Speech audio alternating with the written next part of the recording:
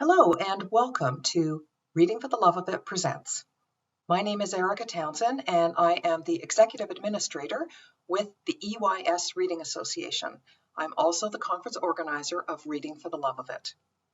I'm really excited to introduce our guest speaker today, award-winning, best-selling author David A. Robertson. Please note that you are joining us in listen-only mode. This means that we cannot see or hear you. However, you should have no difficulty in watching or listening to the presentation. I'm joined today by my co-host, Kirsten Phillips from Highwater Press, and Kirsten is going to introduce our guest speaker.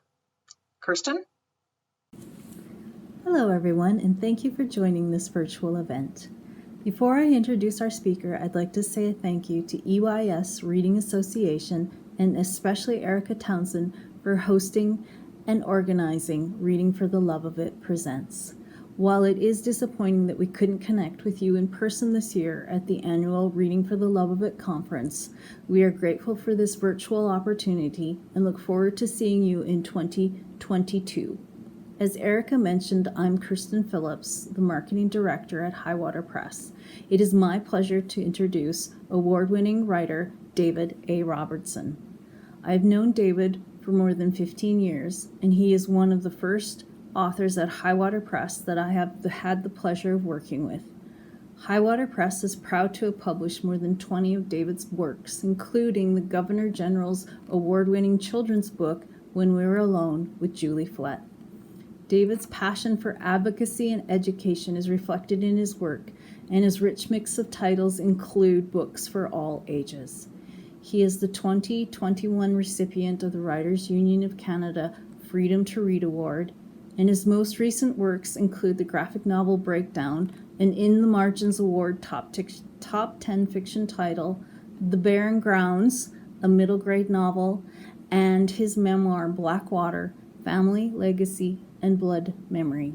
David is a member of Norway House Cree Nation and lives in Winnipeg, the lands of Treaty 1 territory and the homeland of the Métis Nation. Hello there, my name is David A. Robertson and I am a writer.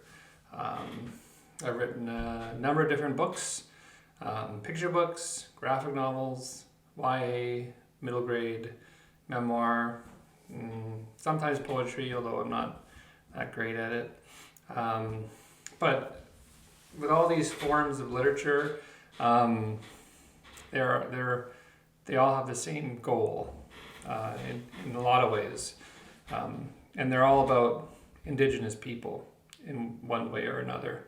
And that's something that has been very important for me in my career. Representation is something that has always been important for me in my writing career ever since I started writing professionally in 2008 or 9. So on this talk I want to just talk about representation in literature, in particular in how my experience as a kid in reading comics and all the other kind of pop culture influences really inspired me to start thinking about how we could shift the paradigm, I guess, and present positive representations of Indigenous people in literature in whatever small way I could shift things, help change things. And I think also just help people start to think about what representation looks generally, not just for Indigenous people, but for people from a variety of marginalized groups, whether it's from the Black community, Asian community, the LGBTQI2S community, all of these groups that have historically been misrepresented. The importance of having a platform and for readers to have access to stories with truthful representations. And a lot of it comes down to perceptions and how these representations form perceptions.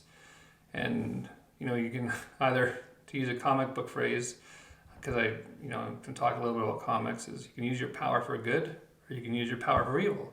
And representation is a great power. And so I think the question is first of all, how are we going to approach representation? And then what choices are you going to make as educators, as readers, as students, as administrators? And to understand how those choices impact youth. And for kids, how those choices impact each other and how they shape the way we see each other, and whether that's productive or unproductive.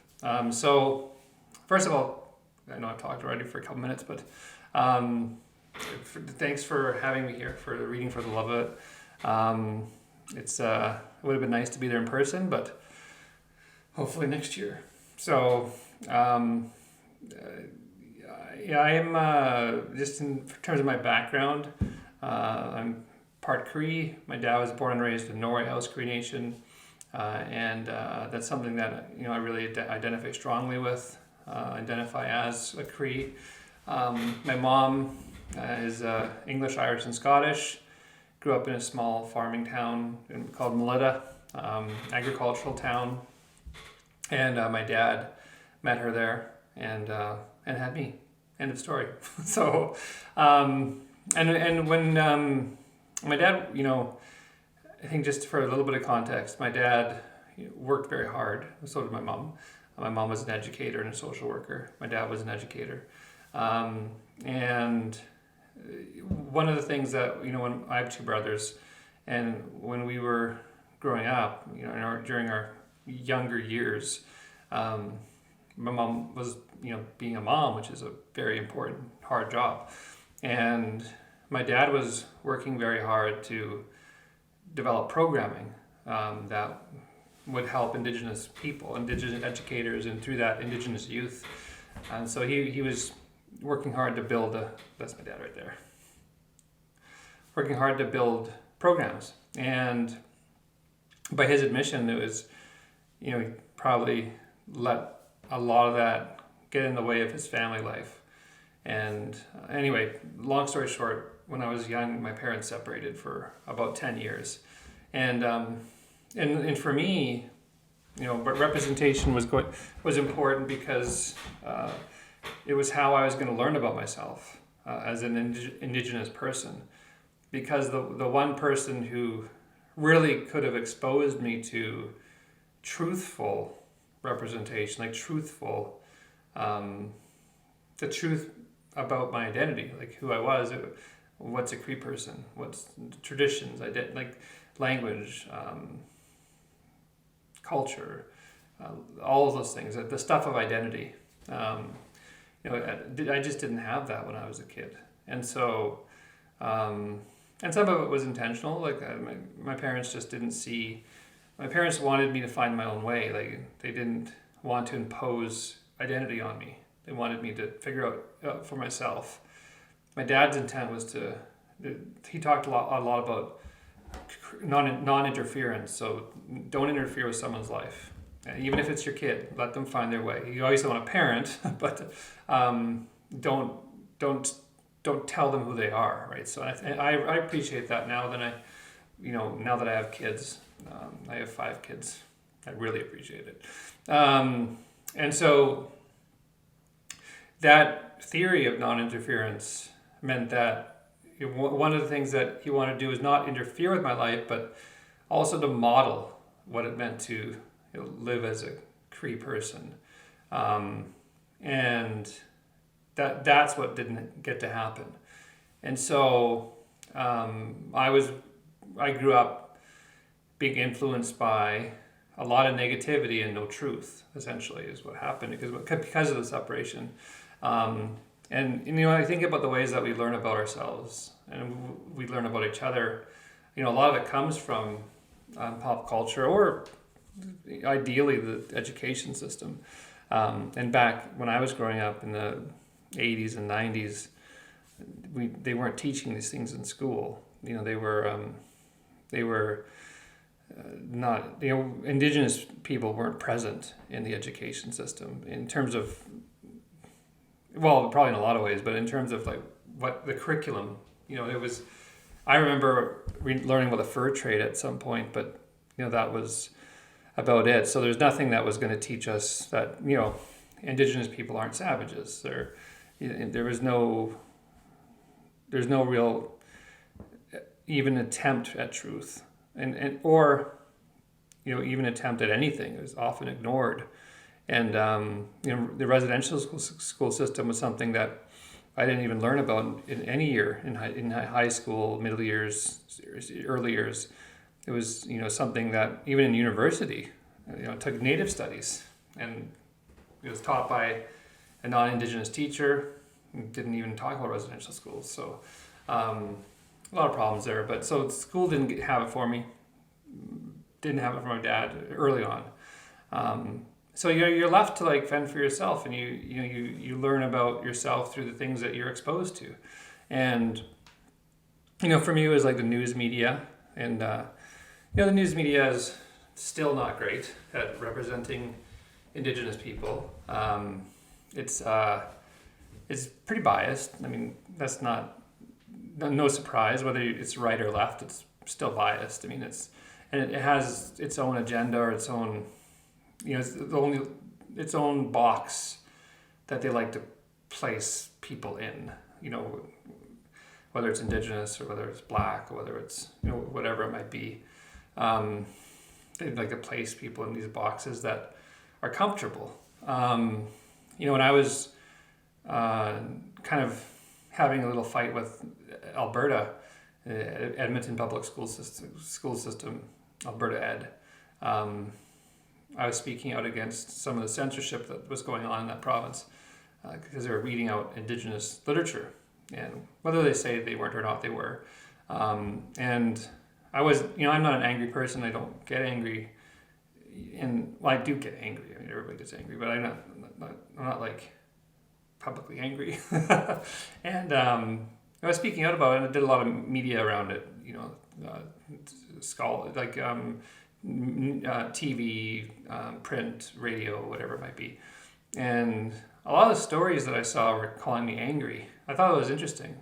Or it had like an angry picture of me. It was either like Edmonton Public Schools draws the ire of Indigenous writer, or it's just saying that I was kind of fighting them a little bit, and then had a picture of me like this, So, and it's like that. I think that the point there is that when the person of color speaks out, you're usually called angry, right? And not, and so we're almost not allowed to speak out without that sort of label placed on us. And so that's just one example.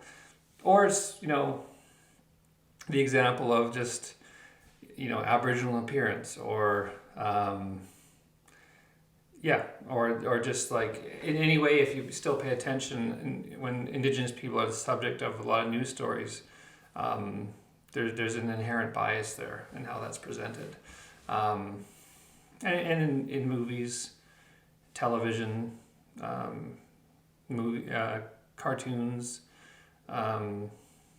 Halloween, sports teams, like all of these things, when I was growing up, represented Indigenous people very negatively. There's Peter Pan's, Tiger Lily, and the chief, and that song, what made the red man red, there was Back to the Future 3, and the savage Indians chasing Marty McFly across the prairies with their horses and arrows, and comics were a big culprit as well. The comics definitely did not help. They might have been one of the worst culprits of this whole problem with representation, because we were fit into these little boxes. It was the savage Indian, the noble savage, or the dead Indian. So the Indigenous person is, though their culture is a relic of the past, as though they're no longer a part of that culture. That culture's a dead culture, or that they're savage and they'll shoot arrows at you and scalp you and do all those things, or they're like Tonto, so that was, and you see that everywhere, like even with toys, G.I. Joe. Like I remember there was a Indigenous character literally named Shaman, I think, and he had probably shamanistic powers. He had an eagle with him, of course, and all these things. And then with comics, it was, like one of the examples that I always talk about is the Black Bison, who is a supervillain in the first episode and other episodes of issues of Firestorm. And he's just this guy named John Ravenhair, who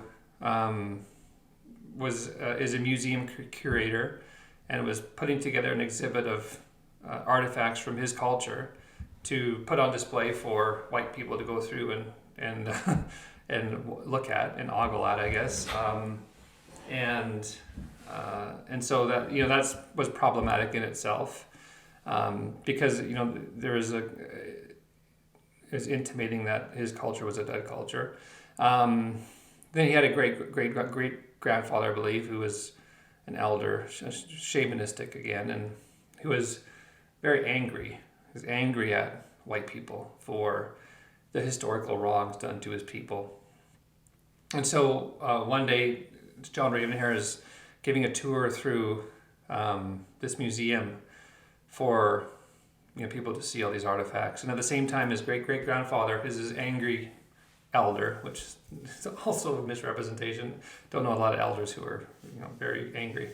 And he's in this park doing a ceremony, and he doing this incantation. And while he's doing this, he's murdered by two white thugs, and his spirit escapes and possesses John Ravenhair, and John Ravenhair adopts these shamanistic superpowers and also the anger, and so he becomes a supervillain named Black Bison, and he has very spiritual powers, of course, and he can reanimate stuffed animals and things like that. So I read these things, and I go out at Halloween, and I'm just playing with my Cree beard. It's very itchy, but not a lot of Cree people have. This is the Scottish in me, I think.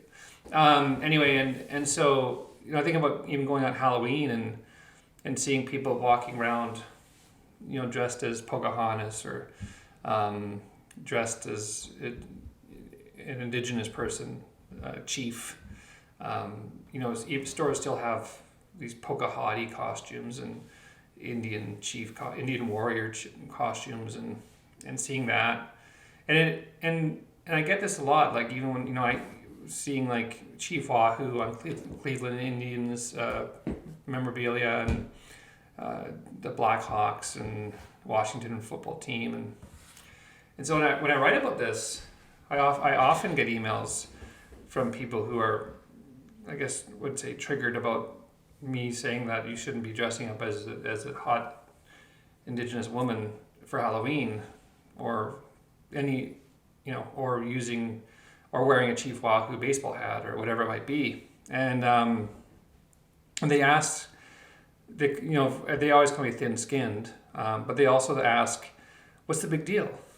What's the big deal? And to me, the big deal is it shapes perceptions, right? So, like for example, the representation of Indigenous women in comics, Halloween, whatever it might be, is to sexualize them, and that plants a seed. It begins to shape a perception of Indigenous women that is inaccurate, but is dangerous, because it leads to expectations. Perceptions leads to expectations, and expectations leads to violence. And that's where part of where this epidemic of missing and murdered Indigenous women and girls comes from. It's someone like Helen B. Osborne, who the practice in the paw at the time was to cruise around the paw and to try to pick up Indigenous girls because they were believed to be easy, because they like to drink and like to party, and that all came from somewhere. People just didn't make that up. It came from a seed that had been planted, that grew into something that became a very, has become and remained a very dangerous epidemic. And so all these things have negative, profound impacts.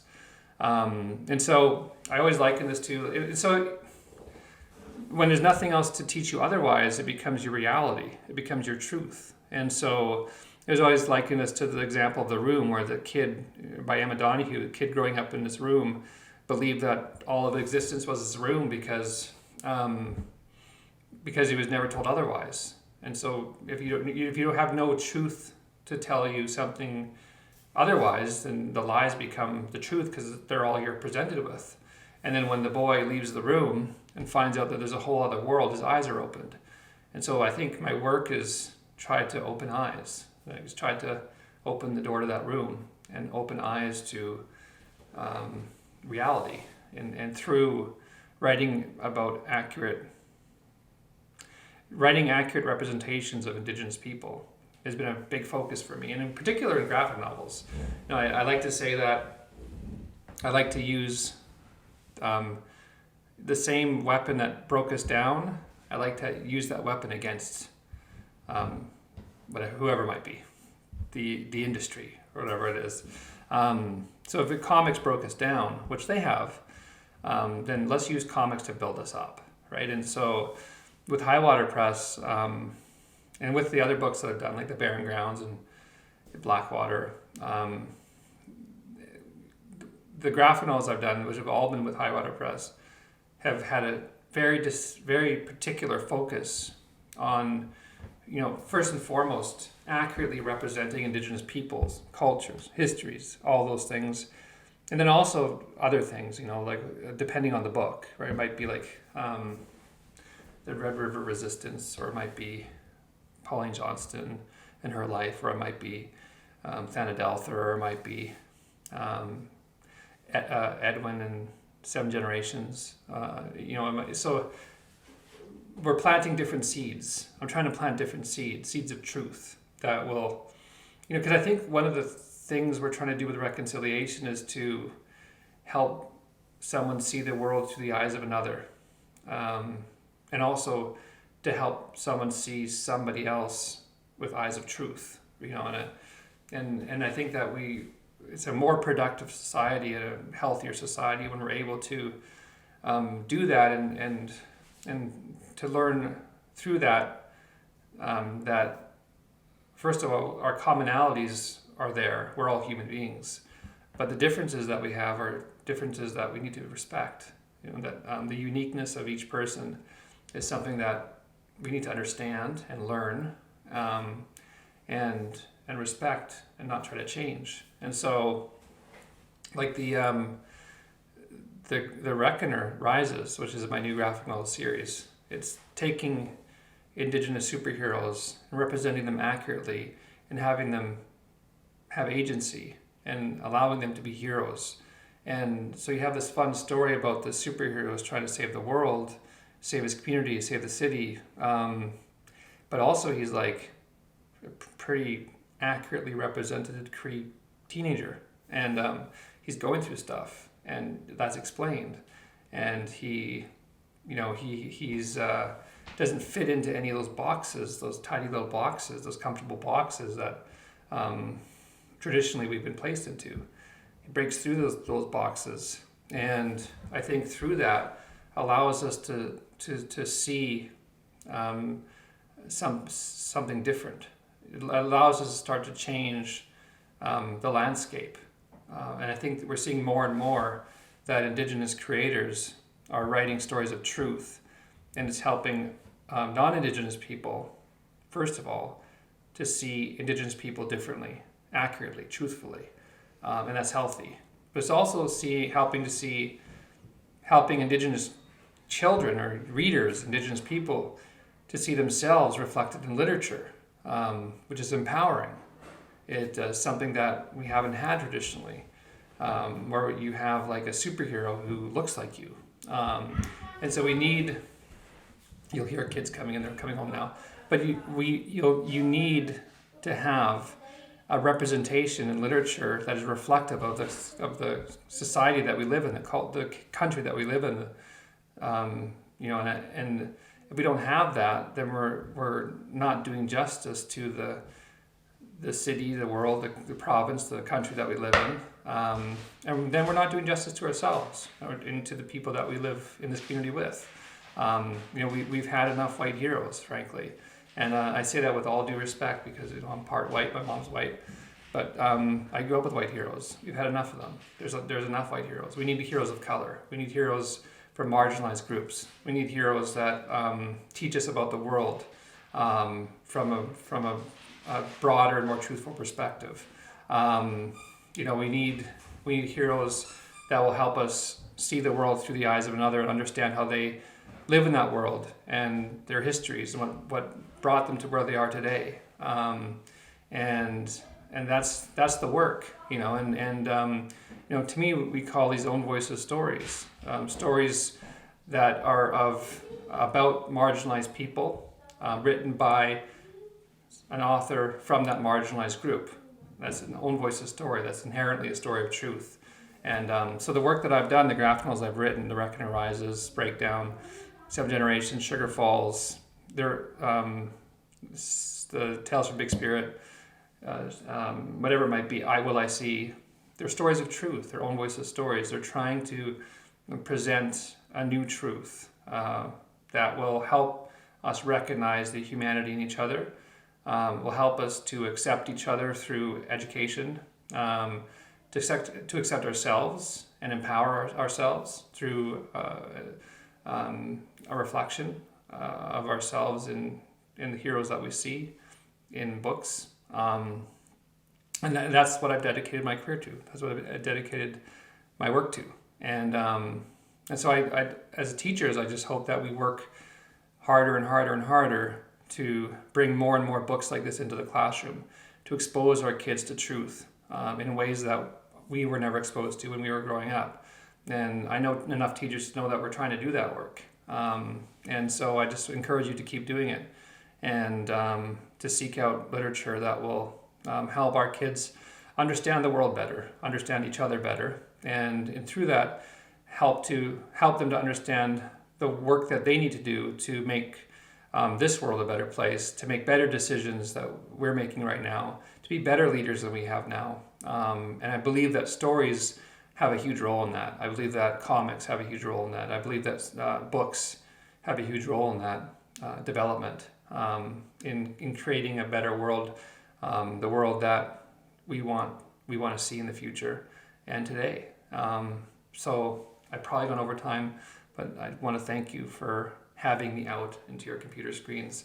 And echo Zanny, thank you to teachers, educators, for all the work that you do. And I'm consistently humbled and feel privileged to be able to speak to educators I'm just an author. So hopefully there's something there that speaks to you and that, if anything else, just encourages you to keep doing the good work that you're doing.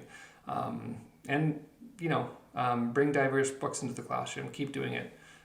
Encourage your kids to read diverse literature, and let's understand, I guess, in the end, that we're all in this together, and we have to be, or else it's not going to work. So, thank you very much. I appreciate the time. Once again, a big thank you to all of you that have joined us, and to David Robertson for speaking on this topic.